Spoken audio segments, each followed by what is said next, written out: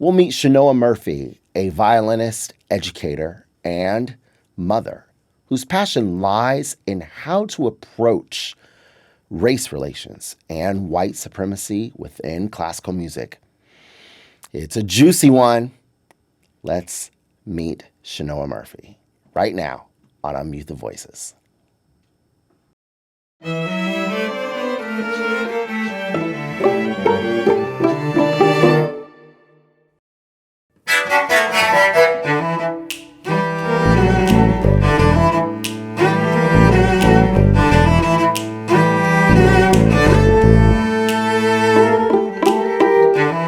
Chenoa, welcome to Unmute the Voices. It's so great to have you. Thank you so much, Quinton. I'm honored to be here. How are you doing? I'm doing good, just tired. You I have a tired? rehearsal tonight. I am. I've been doing a lot with, just freelancing as well as my courses and stuff, which we'll talk about soon. I have a rehearsal tonight after this interview. So I'm glad to be here, though. Thank you for asking me. What courses are you taking? Or are you taking or are you giving? I'm giving, teaching, okay. Yes. Sure, of course. Mm-hmm. Well, I mean, since you are just so busy and you got so much going on, I mean, I just want to know how you manage it all because you got 2 kids. One of your children is expecting a package, so we may hear a doorbell. Yes. But you're a mother. Baby. Yeah, you're a mother. You are you play in the Illinois Philharmonic, and you also teach and also perform as well. So how are you able to do all of these things?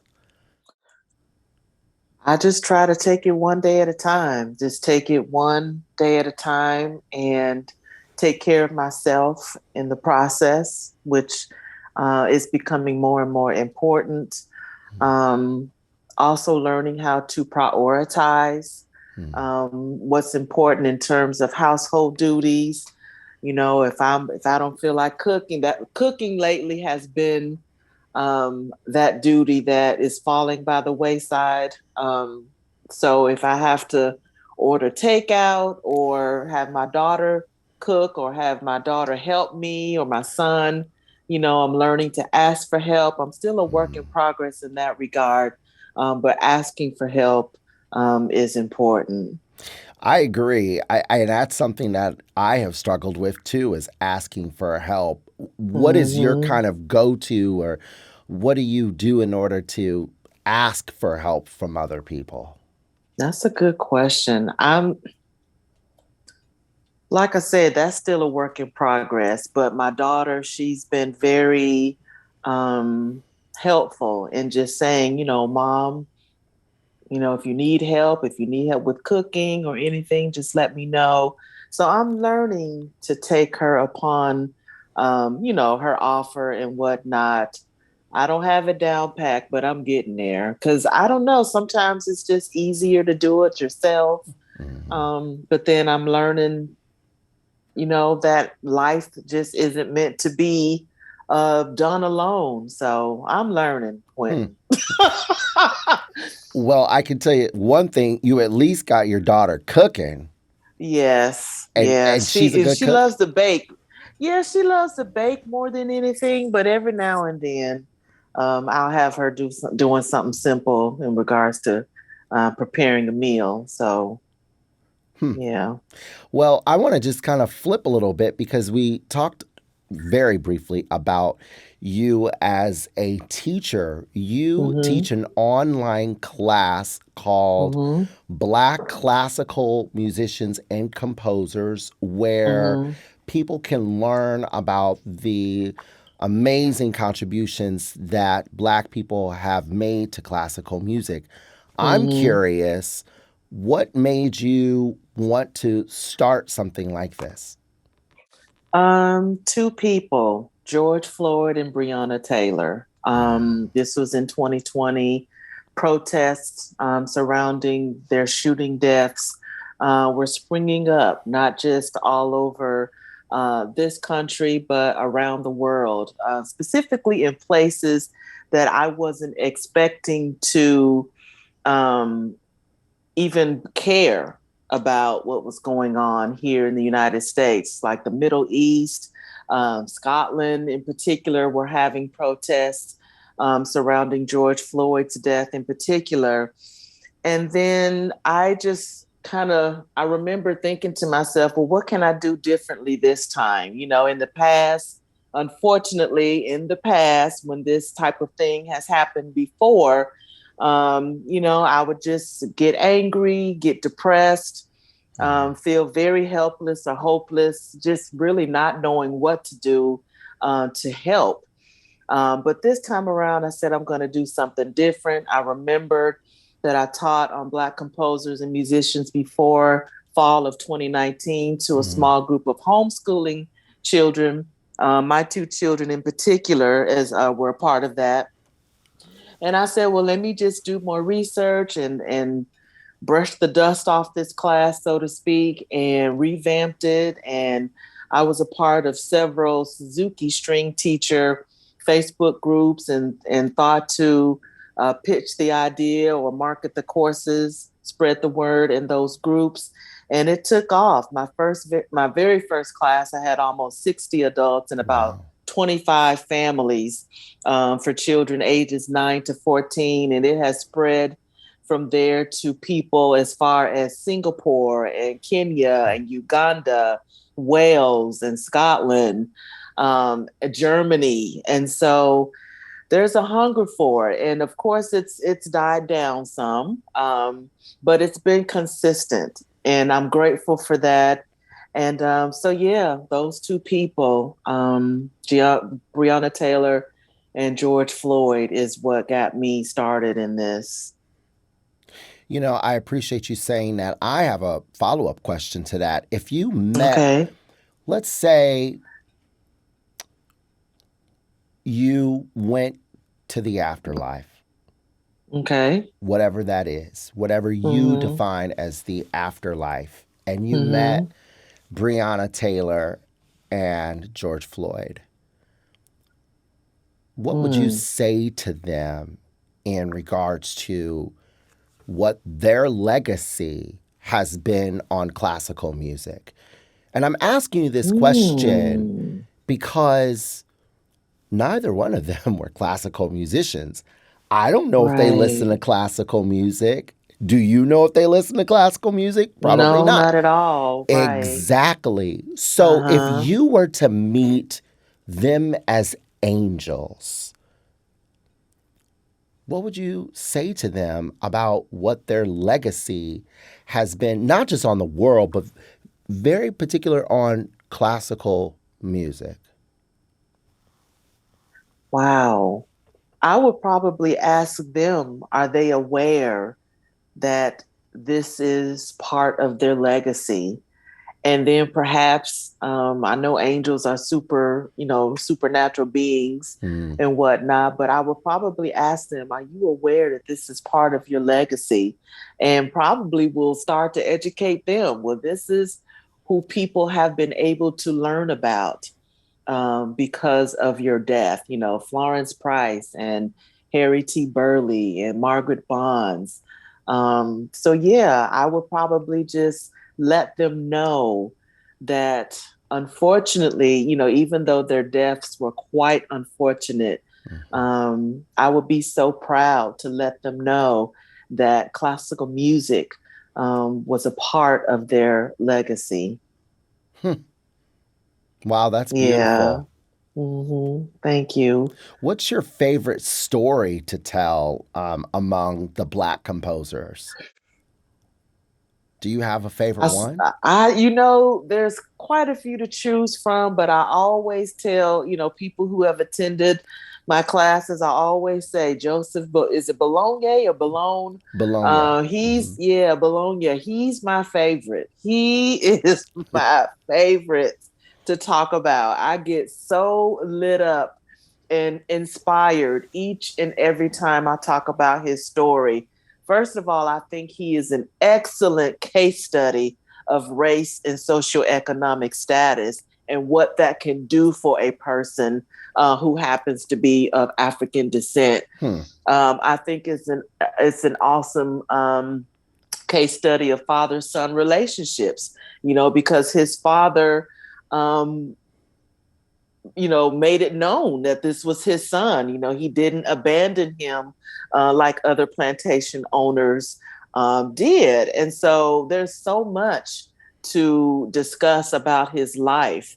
He did so much. He was the Renaissance man of his time.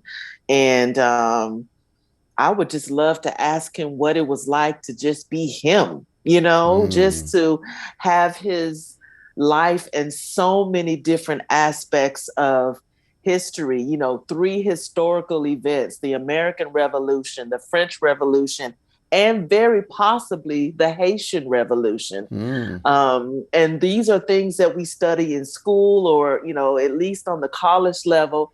And yet we have a classical, composer, musician who is right there as integral parts of these historical events. So I just find him extremely fascinating in more ways than one than just classical music. So your class, if people want to learn about these composers, what are the ages of the class? Who can take the class, and how do they sign up? That's a great question. In terms of children, I really want to reach more children. So I'm working on making this into a curriculum for ages. Right now it's 9 to 14 or upper, like mature elementary to high school age. In terms of adults, it's been everyone from mid-20s on up. And if they're interested in signing up, they can just contact me through my email address, Chenoa@blackclassicalmusicians.com.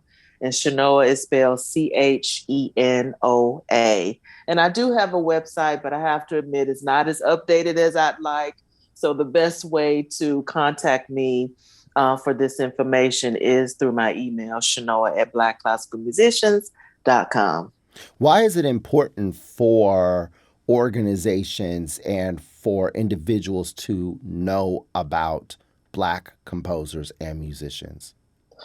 I mean, because the achievements and the accomplishments alone. I mean, we're not talking about people who introduced Twinkle Twinkle Little Star to people. I mean, like Florence Price made history with the Chicago Symphony. That's just 3 hours away from me.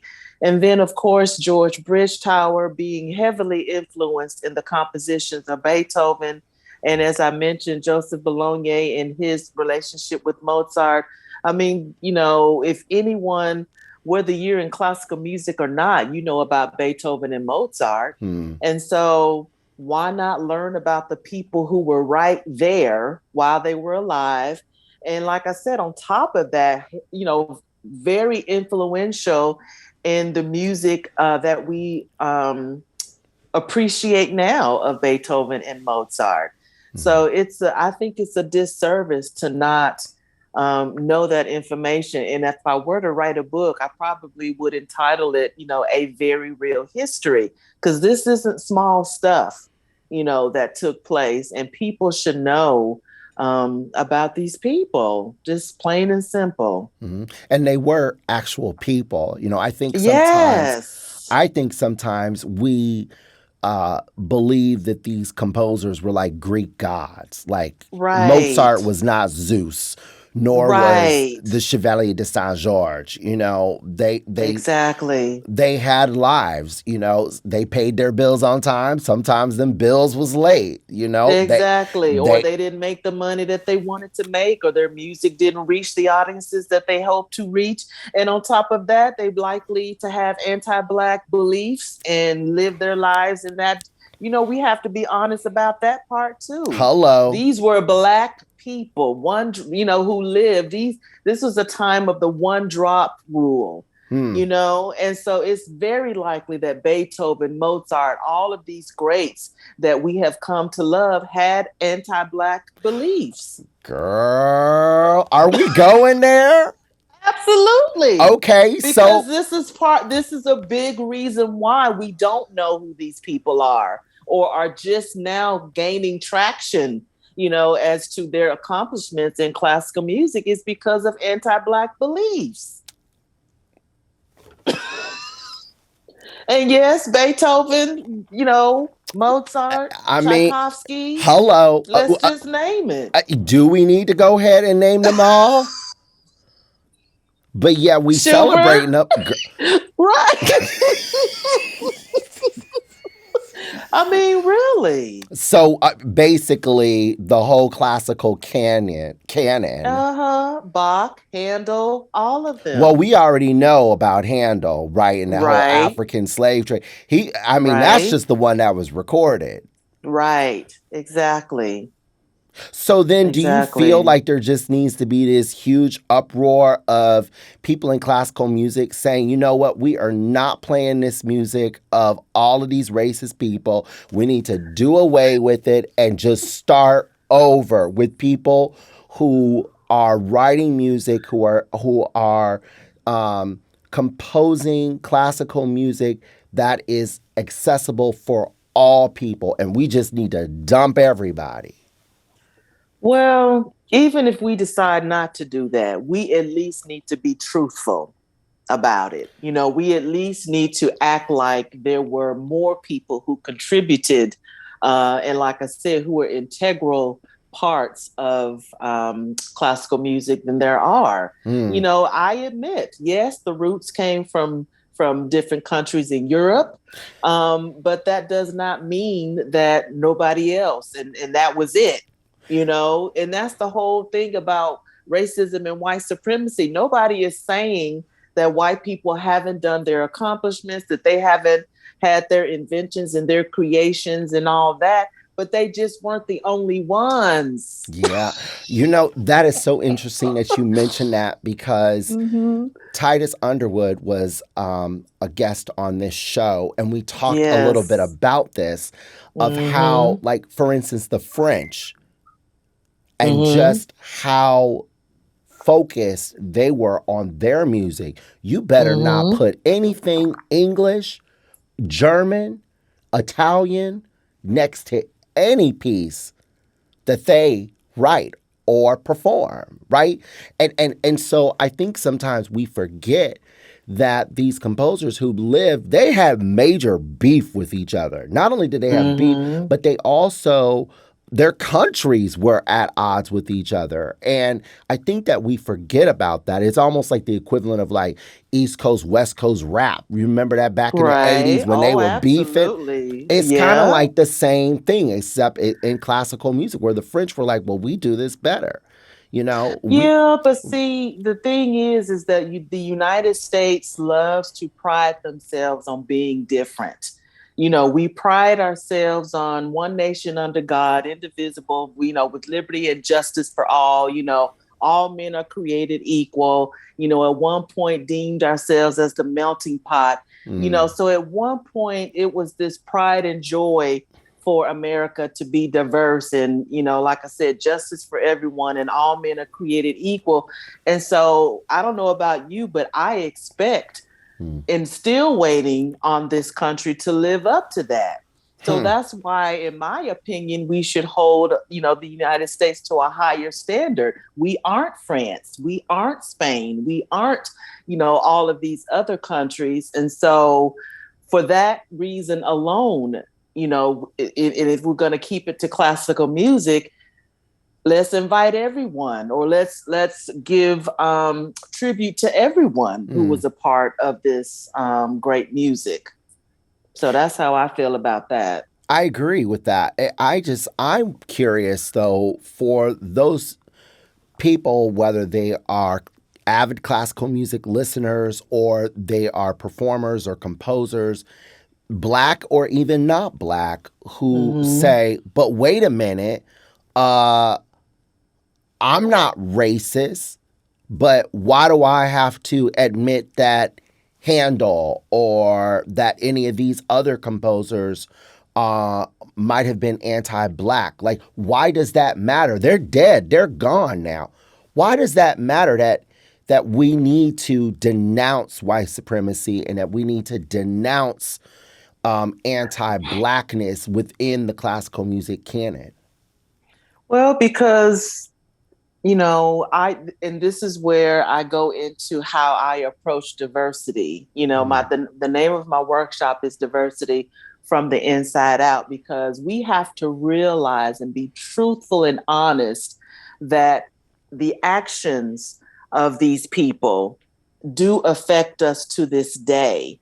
Even though Handel and Beethoven or whatnot, it's been 200 plus years since they've been alive, him having been part of the slave trade, that affects our psyche to this day. And so, forgot where I was going with that, but we can't just let that slide, and all of these beliefs that we have about different groups of people, they affect us. They affect how we navigate in this world and how we see each other and our different perspectives about different people groups. We aren't these super powerful beings that just are untouchable and just aren't affected by, these conscious and unconscious beliefs. This is what we carry in our being, and we have to be honest about that. And so by uncovering part of the ugliness, of the racism and the white supremacy is a part of gaining freedom and getting this stuff out of our minds and out of our beings so that we can see each other for human beings as opposed to these different lenses, that we find ourselves seeing each other in. I hope that made sense. Yeah, I have one last question. If you could have a conversation with Beethoven or Schubert or any of these other European composers who might have been anti-Black, let's say they came back to 2022 and they came to Springfield, Illinois, and you had an opportunity to meet with them, what's one thing that you would share with them about who we are now as a classical music community? That's good. Because they don't know, right? Because the reason why I'm asking this question is because the classical music community in the 18th century was very different than it is now. Right. So what would you say to them if you were having tea with them? Or how would you let them know that it's changed? How would you let them know it's changed? Again, probably, educate them and let them know. And I would probably dig deeper and just ask, why didn't they think to do something different?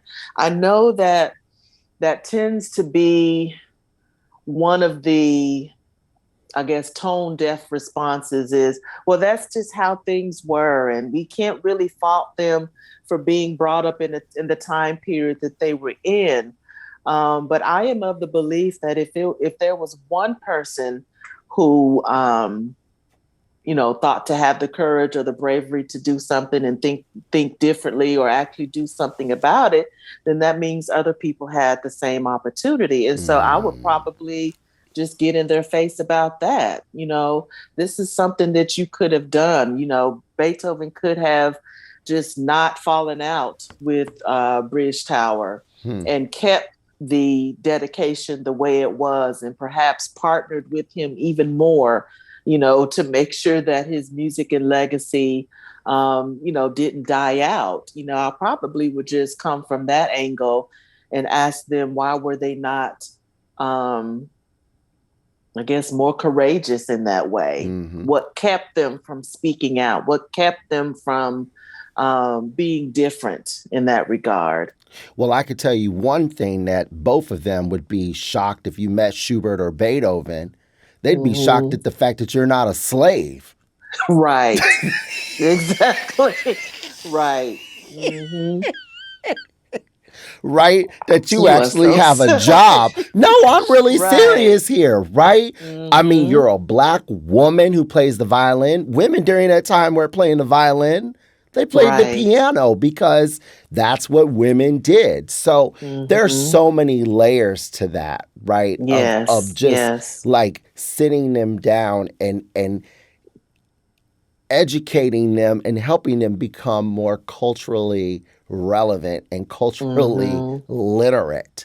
There's just Yes. so much to that. It is. And is that a desire for people who take your class to become more culturally literate when it comes to race relations? Absolutely. Absolutely. And also create a space for them to be honest about that. I think that's something else that I believe is missing because while people can't help the environment in which they were raised in, who their parents and grandparents were, we also have to be ready to have just honest conversations, and be willing to hear people out. And so I would rather someone tell me, in my class, well, I was raised in a family where we didn't associate with Black people. I would rather hear that and help them through that and unpack that instead of shutting them down and being angry. And I'm not saying being angry isn't an appropriate response, Right. but I just feel like there needs to be way more discussions on both sides and coming together to talk and be honest. Yeah. So that's one thing that people seem to love, is that I do have that safe space for people to talk and be honest. And it's really been remarkable to hear and to, just to hear people reflect on their past. I remember one guy, he mentioned, well, he's a string teacher, and he mentioned that he remembered when his father would take him to the Mexican community, and he didn't think anything of it. It was just something that his father took him to on a regular basis. And then he began to remember that was to help them in some kind of way. He was just beginning to make connections with his past, So stuff like that is powerful and it leads to freedom. Chenoa, thank you so much. You're welcome. It's been fun. This was so empowering, and Thank you. I really appreciate the work that you do in the community, Thank you. more specifically within the classical music community. Thank you. Telling these stories and also giving space for people to bring their true, honest, authentic selves when discussing these very, very sensitive social subjects. So thank you so much. Thank you, Quinton. I appreciate it. Thanks for having me. And man, I will have you back because there's a lot more to dig into with this topic.